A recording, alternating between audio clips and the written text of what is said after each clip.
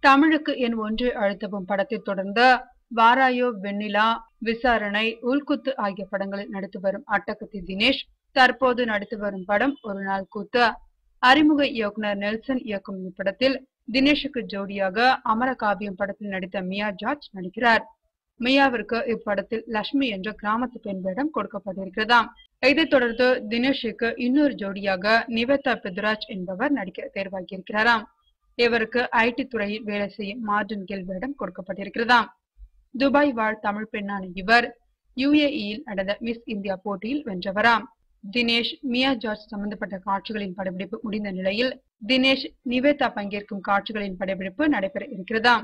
எது எப்படியோ தினேஷ் காட்டில் ஒரே அடைமழைதான்.